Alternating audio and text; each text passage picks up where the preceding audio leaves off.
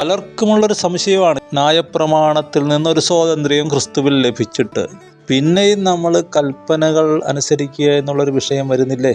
അപ്പോൾ എന്താണ് ക്രിസ്തു വരുത്തിയ വ്യത്യാസം? പണ്ടത്തെ വ്യത്യാസം എന്ന് പറഞ്ഞാൽ പ്രമാണം അനുസരിക്കണം, അതൊരു മനുഷ്യന് സാധിക്കുമായിരുന്നില്ല. പുതിയ നിയമത്തിൽ യേശുക്രിസ്തുവിൻ്റെ ക്രൂശു മരണ പുനരുത്ഥാനത്തിന് ശേഷം അവൻ്റെ ആത്മാവിനാൽ നമ്മൾ കരുത്തരാകുകയാണ്. അത് അക്ഷരത്തിലുള്ള തത്വം മാത്രമല്ല, പ്രായോഗിക ജീവിതത്തിൽ ആ പരിശുദ്ധാത്മാവ് നമ്മളെ ശക്തീകരിക്കുന്നു. അതുകൊണ്ടാണ് യേശുവിൻ്റെ മാർവിൽ ചാരിക്കിടന്ന യോഹന്നാൻ പറയുകയാണ്, അവൻ്റെ കൽപ്പനകൾ ഭാരമുള്ളവയല്ല, നമുക്ക് സിമ്പിളായിട്ട് അതനുസരിക്കാൻ കഴിയും, അതിനുള്ള ശക്തി അവൻ തരും. മനോഹരമായൊരു ജീവിതത്തിലേക്കാണ് നമ്മളെ പുതിയ നിയമം കൊണ്ടുപോകുന്നത്. റോമാലേഖനം പറയുന്നു, നിങ്ങൾ ആത്മാവിനാൽ ശരീരത്തിന്റെ പ്രവൃത്തികളെ മരിപ്പിക്കണം, എന്നാൽ ജീവിക്കും. സാധ്യമാണ്. പ്രാർത്ഥിക്കുക. ഭൂമിയിലുള്ള ഏത് മനുഷ്യനേക്കാളും ഏത് ശക്തിയെക്കാളും കരുത്തനാക്കും ഒരുത്തനെ ദൈവവചനം.